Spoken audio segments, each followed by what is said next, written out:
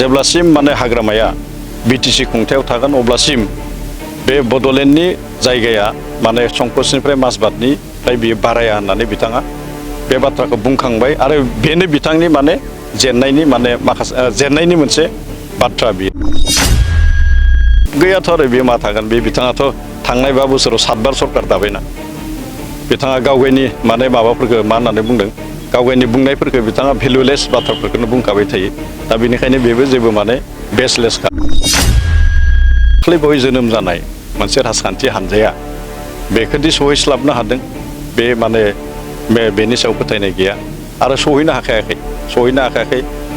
दान मोननै आगोलाव बे राजखान्थि हान्जाखौ दानाय जादों आरो बे दान मोननै आगोलाव दाजानाय जे मोनसे राजखान्थि हान्जा बे राजखान्थि हान्जानि जायफोर दैदेनगिरि बिथांमोनाथ' सिमाखौनो सिनायनाय नङा हाग्रामानि अबस्थायाथ' मा जागोन बेखौ जों दा जि नुदों बिथाङाथ' एबार खनसेयाव माने बड'लेण्डआवनो थानाय नंला खोमा दाख्लैथ' बिथाङा माने 5 बोसोराव खेबसेबो माने एसेम्ब्लियाव थांखायाखिसै माने 5 बोसोराव 15 बार एसेम्ब्लि जादों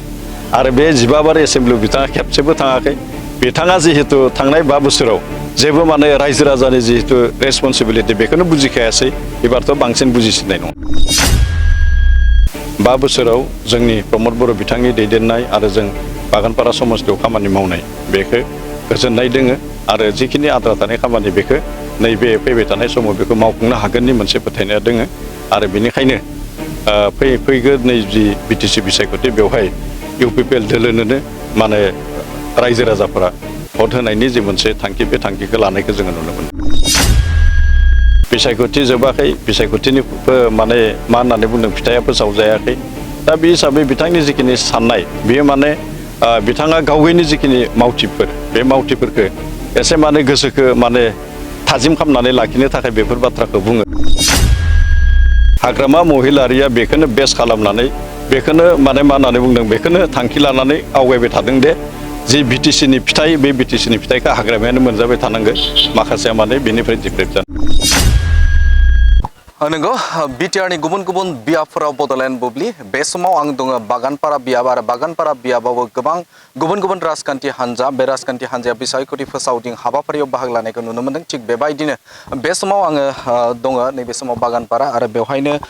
जों इउपिपिएल राजखान्थि हान्जानि बिजाथि बिथां खाथिराम बर' बिथाङा दङ आरो बिथांनिफ्राय गोबां बाथ्राखौनो मिथिनो थाखाय नाजागोन माबायदि सोलिबाय दं बिसायख'थि फोसावदिं हाबाफारिफोरा माबायदि सोलिबाय दं बे समाव बिसायख'थिया जिहेते बारा गोबाव गैला भट थुगोना 22 खालाराव माबायदि सोलिबाय दं बिटिसिनि जि बाथि बिसायख'थि बे बाथि बिसायख'थिया फैगौ 22 खालाराव जासिगोन समबार दा बेवहाय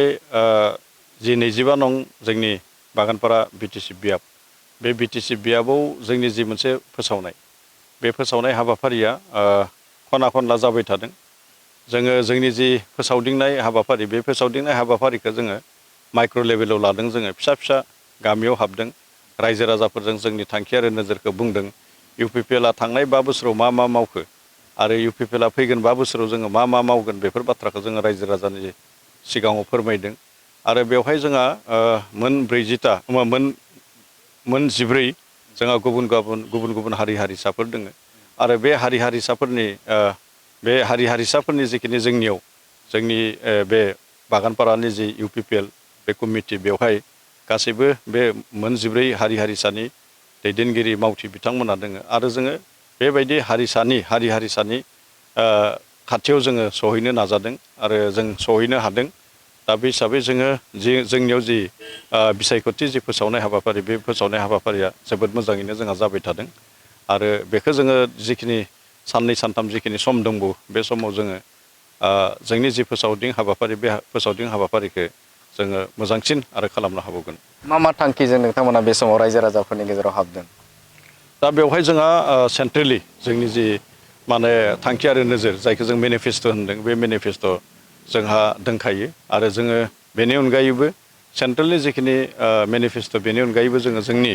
25 नं बागानपारा बियाबाव जोंहा थांनाय 5 बोसोराव जोङो माखासे माने खामानि मावबाय आरो बेनि थालांनाय खामानिफोरखौ मावनो थाखाय जों बेवहाय मोनसे जोंनि बागानपारा बियाबनि मोनसे जोङो जायखौ मेनिफेस्ट' होननानै बुङो जों बेखौ लकेलि बानायदों आरो बेवहाय जोंनि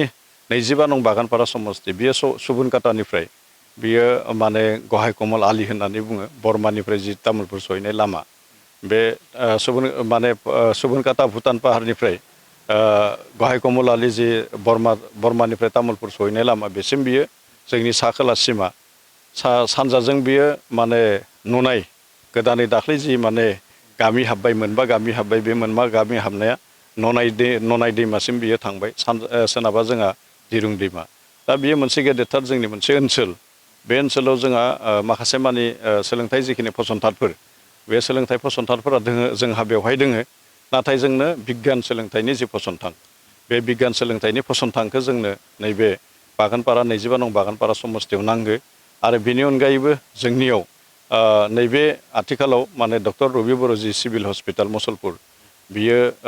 24 किल'मिटार गोजान जायो बागानपारानिफ्राय आरो जों बेवहाय 30 बेडेड जायखौ जोङो 30 बेडेड होननानै बुंनाय जायो बे 30 बेडेड हस्पिटाल बेखौ जोङो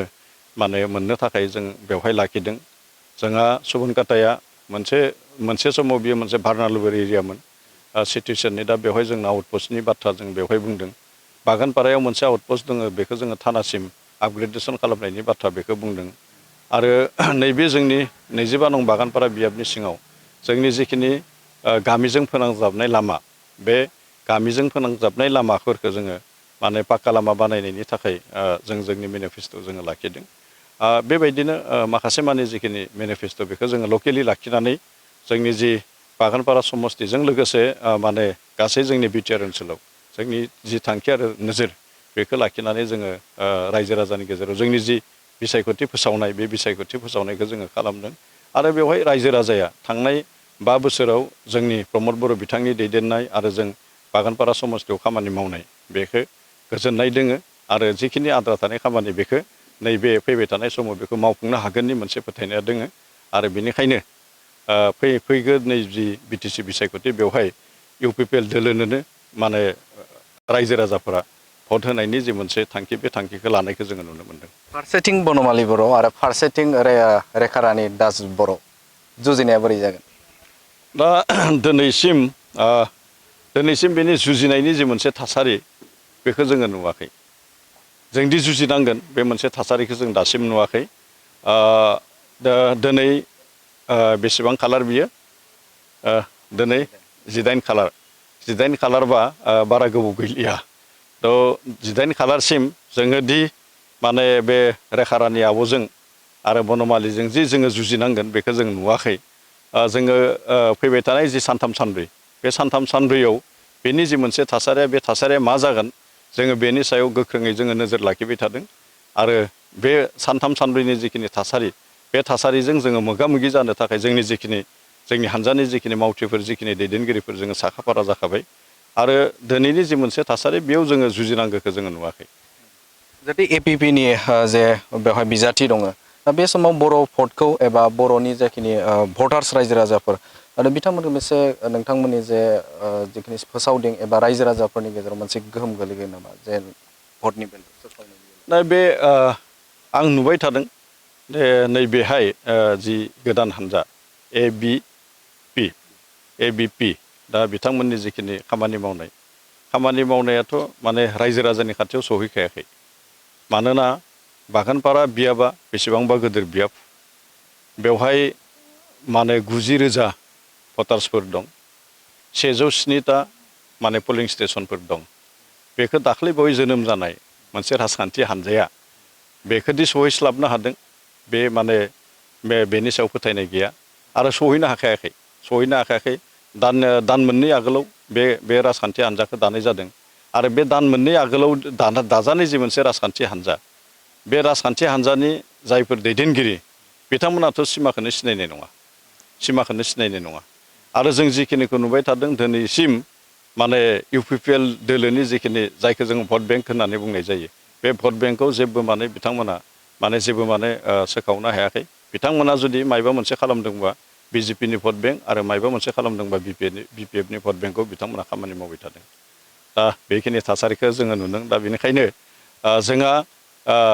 जोङो नैबे जि माने बिसायख'थि थांखि आरो नोजोरखौ लानानै जोङो जिखिनि खामानि मावदों बे खामानि मावनायाव जोंहा जेसेबां जोंनि मोननांगौ भट बेखिनि भटआ दासिमबो जोंहा माने मा होननानै बुंदों बेखौ माने बियो जोंहा सेकुर जानानै दोङो आरो नैबे 22 खालार खालि बेखिनि सुबुङा जोंनो भट होगोन। मोनथिनो थाखाय नाजागोन जिहेतु नोंथाङा बिटिसि एरियानि बुंथिगिरि बे समाव हाग्रामा महिलारि बिथाङा बाथ्रा बुंदों जे फैगौ 3 अक्ट'बराव बिथाङा सोरखार दागोन एबा समायखिरा बिथाङा लागोन होननानै बुंदों आरो बे समाव बिथाङा आसामनि रायजो बेंगिरि आरो लोगोसेनो CM बिथां हिमन्त बिश्व शर्मा बिथांमोनखौ इनभाइट खालामबाय होननानै बाथ्रा बुंदों लेटार दैथायहरबाय होननानै बाथ्रा बुंदों थारैनो बे आयेनारि बेसेबां गनायजाथाव? दा बेथ' बिथांनि जि मोनसे प्रिमिसिउड जि मोनसे माने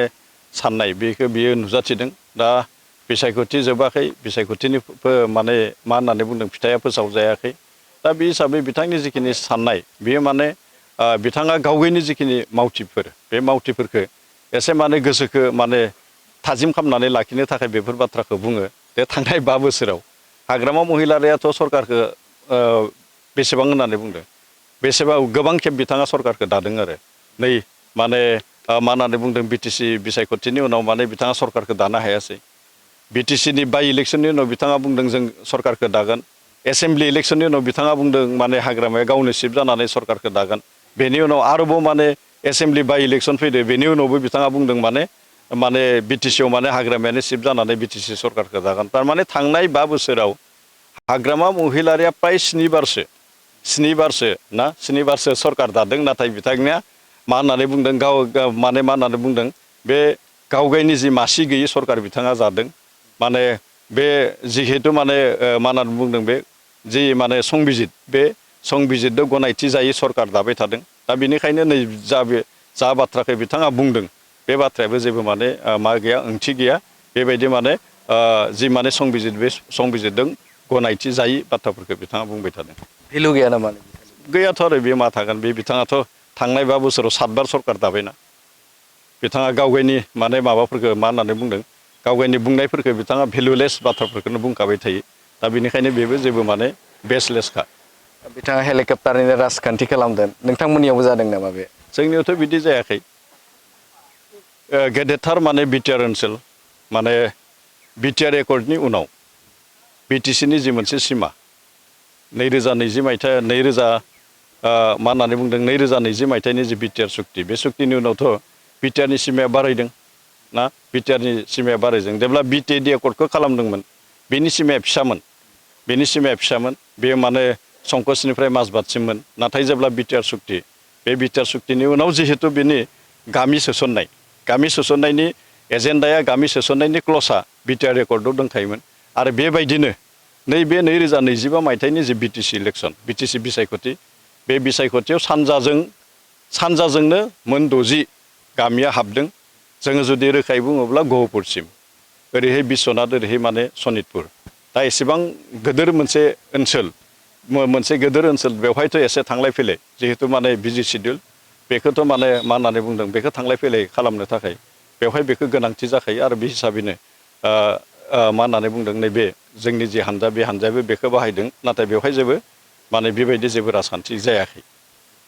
जिहेथु सानजा फारसे सिमाया बांबाय नोंथाङा मख'दों जे बेवहाय हाग्रामा महिलारि बिथाङा बुंथिदों जे बे समाव बिटिआर एकर्डनि जाखिनि दफा दं बे दफा मावफुंनायाव बिथाङा गोसो होआखै एबा एकर्डखौ बिथाङा जेनेबा नाकच खालामनायनि बाथ्राखौ बिथाङा मख'दों। आरो बेराफारसेजों जुदि बिथाङा पावाराव जुदि फैयोब्ला हाग्रामा महिलारिया बिटिसि खुंथायाव जुदि फैयोब्ला बैफोर जाखिनि सिमा बांदों जिहेतु समस्ति जानो गोनां दङ बेफोर जेंनायाव गोग्लैगोन नामा बिथाङा फैयोब्ला मावनाय नङा नामा बियो? बिथाङा बेनि थाखायनो फैनो हाया। बिथाङा बेफोर जाहोननि थाखायनो फैनो हाया। बिथाङा मोनसे समाव बाथ्रा बुंदोंमोन जेब्लासिम माने हाग्रामाया बिटिसि खुंथायाव थागोन अब्लासिम बे बड'लेण्डनि जायगाया माने संकसनिफ्राय माजबातनिफ्राय बियो बाराया होननानै बिथाङा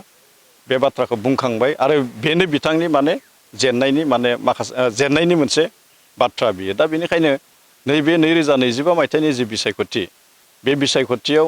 गोदानै हाबजानाय जिखिनि ओनसोलफोर बिटिआरआव गोदानै हाबजानाय जि ओनसोलफोर बे ओनसोलफोरा मोनसे डिसाइडिं फेक्टर। आरो बे डिसाइडिं फेक्टर ओनसोलफोराव हाग्रामाया दासिमबो हाबनो हायाखै। हाग्रामाया दासिमबो माने सुबुं गौमा लानो हायाखै। दा बिथाङा दि सेल्फिस बे मोनसे बाथ्राया माने सिखांदों बेवहाय। खारन गहपुर ओनसोलनि रायजो राजायाबो बिस्वनाथ ओनसोलनि रायजो राजायाबो बेवहाय माने मा होननानै बुंदों BLTनि मुभमेन्ट खालामदोंमोन बे ओनसोलनि रायजो राजायाबो दुलाराय बर' फरायसा आफादनि मुभमेन्टखौ खालामदोंमोन बे ओनसोलनि रायजो राजायाबो माने बर' थुनलाइ आफादनि जे रमान स्क्रिप्टनि आन्दलन बेखौ खालामदोंमोन आरो दाखालि बावै जि मोनसे एकर्ड जाबाय माने NDB फोरनि जि मोनसे मुभमेन्ट बे मुभमेन्टआ बिथांमोनाबो खालामदोंमोन अब्ला बे मुभमेन्टनि जि मोनसे फिथाइ बे फिथाइखौ सेल्फिशलि एखेबारे सेल्फिश माने हाग्रामा महिलारियाल'सो बेनि फिथाइखौ जाबाय थानांगौ नामा माने माखासे बर' रायजो राजाफ्रा बेनिफ्राय माने मा होननानै बुंदों जायखौ इंराजियाव डिप्राइभ होनो बे डिप्राइभ जाबाय थानांगौ नामा आरो बे बाथ्रायानो बेखौनो हाग्रामा महिलारिया बेखौनो बेस खालामनानै बेखौनो माने मा होननानै बुंदों बेखौनो थांखि लानानै आवगायबाय थादों दे जि BTCनि फिथाइ बे BTCनि फिथाइखौ हाग्रामायानो मोनजाबाय थानांगौ माखासेया माने बेनिफ्राय डिप्राइभ जानांगौ हाग्रामा महिलारि बिथांनि राव जे खाफालाव जुदि दङब्ला प्रमद बर'आ मोनसे बा मोननै बायदि सिट एबा मासि मोनगोन होननानै बुंदों मा फोरमायथि दा बेवहायथ' जों जों दल हिसाबै मोनसे जोंनि जिखिनि एसेसमेन्ट बे एसेसमेन्टआ बुंबाय थादों दे जोङो नैबे BTC बिसायख'थियाव 22 खालाराव जानो गोनां जि BTC बिसायख'थि आरो 22 खालाराव साननो गोनां जि बिसायख'थिनि फिथाइ बे फिथाइयाव जोङो माने मा होननानै बुंदों जोङो गुबुन दोलोखौ लायालासिनो UPPLआनो बेवहाय सरकार गठन खालामगोन आरो जों सरकार गठन खालामगोन UPPLआ दा आरो बेवहायथ' आरो गुबुननि बाथ्राखौ मा बुंनांगौ दंबावो जेबो बुंनांगौ थाहैबावा माखासेयाथ' सिंगल डिजिट मोनगोन 2 डिजिटबो मोननाय नङा जोंनि दा जि मोनसे एसेसमेन्ट आरो बे एसेसमेन्टआ जोंनि थाखायल' नङा जोंनि हानजानिल' नङा बेवहाय माखासे एसेसमेन्ट अलरेडि फैबाय आं नुदों दा बेवहाय मोनथाम संस्थानि बेवहाय एसेसमेन्ट फैदों आं नामखौ सोरनिखौबा बावदों खिन्थु एक्सिस माइ इन्डियानि जि मोनसे एसेसमेन्ट आरो गुबुन मोननै जि मोनसे इन्सटिटिउसननि जि एसेसमेन्ट बे एसेसमेन्टआ गोरोबफ्लेनाय आरो बे एसेसमेन्टआनो माने नैबे 5थि BTC बिसायख'थि बे एसेसमेन्टआनो जानो थांगासिनो दं हाग्रामानि अबस्थाया मा जागोन हाग्रामानि अबस्थायाथ' मा जागोन बेखौ जों दा जि नुदों बिथाङाथ' एबार खनसेयाव माने बड'लेण्डआवनो थानाय नंला खोमा दाख्लैथ' बिथाङा माने 5 बोसोराव खेबसेबो माने एसेमब्लियाव थांखायाखिसै माने 5 बोसोराव 15 बार एसेमब्लि जादों आरो बे 15 बार एसेमब्लियाव बिथाङा खेबसेबो थाङाखै बिथाङा जिहेतु थांनाय 5 बोसोराव जेबो माने रायजो राजानि जिहेतु रेसपन्सिबिलिटि बेखौनो बुजिखायासै एबारथ' बांसिन बुजिसिननाय नङा UPPLजों फेस खालामनो हाया नामा बिथाङा गियो नामा बिथाङाथ' गियो गिनायनि थाखायनो बिथांनियाव गिनाय आरो लाजिनाय दं आरो बेनि थाखायनो बिथाङा थांनाय लास्ट 5 इयार्सआव जोंनि जि 15टा जि माने सेसन बे सेसनाव खेबसेबो फैयाखै बागानपारा भटार्सखौ मा बुंगोन नोंथां बागानपारा भटार्सखौ आं बेखौनो खावलायगोन दे जिहेतु फैगोन 22 खालार बे 22 खालाराव जोंहा बेवहाय मोनसे गासै माने 40टा जि समस्ति 40टा जि बियाब आरो बे बियाबजों जोंनि 25 नं बागानपारा बियाबाबो एदिनखालि माने भट जागोन आरो बे भटआव जोङो गोसो खुसियै थांनांगौ मिनि खुसियै थांनांगौ रंजानायजों जोङो थांनांगौ आरो रंजानायजों थांनानै बिथांमोना मा होननानै बुंदों दे बिथांमोना जाय गावनि जि मोजां मोननाय जि हानजा बे हानजाखौ बिथांमोना माने मा होननानै बुंदों बे हानजानि बिथांमोना गावबा गावनि जि बेसेन गोसा भट बे बेसेन गोसा भटखौ होनो थाखाय आङो बिथांमोनखौ आं जोंनि जि समस्ति बाखि जि 90,000 जि माने भटार्स बे भटार्सखौ आं खावलायगोन नोंथाङा बेसेबां कनफिडेन्स नोंथांनि देरहासारखौ लानानै 100% माने कनफिडेन्ट आरो बेखौनो लानानै आंल' नङा जोंनि जिखिनि माने मावथिफोर बे मावथिफोरा जों बेखौ खामानि मावबाय थादों आरो बेनि जिखिनि एलाइनमेन्ट बे एलाइनमेन्टआ जोङो मोनसे मोजां डाइरेक्सनाव थांबाय थादों आरो आं दहायनो बुंदों दिनैसिम माने बेवहाय गुबुन हानजानि जि मोनसे नुजाथिनाय जायखौ इंराजियाव असमियाव जिथु उपस्थिति होननानै बुङो बे उपस्थितिया दाबो बहुत गाहायाव दं नंगौ बिथाङानो जादोंमोन UPPL राजखान्थि हानजानि नैबे बागानपारा बियाबनि सासे बिजाथि बिथां कातिराम बर' आरो बिथांनिफ्राय गोबां बाथ्राखौनो मोन्थिनो मोनबाय थारैनो बागानपारा जे बियाब बे बियाबावबो गोबां रायजो राजाफोरनि अनसायनायजों बे समाव UPPL राजखान्थि फारसे जे लेहेमनाय बेखौ नुनो मोनदों आरो बिथांनिफ्रायनो गोबां बाथ्राफोरखौनो बे समाव मिथिनो मोनबाय BPF राजखान्थि हानजानि जे थासारि बे थासारिफोरा माबायदि जागोन आरो माबायदि जानो थांगासिनो दं बेनि सायावबो बिथांनिफ्राय गोबां बाथ्राखौनो मिथिनो मोनबाय बे समाव नोंथांमोननो बागानपारा बियाबनिफ्राय नोंथांमोना आबुं खौरांखौ बे समाव होबाय गोजोन्थों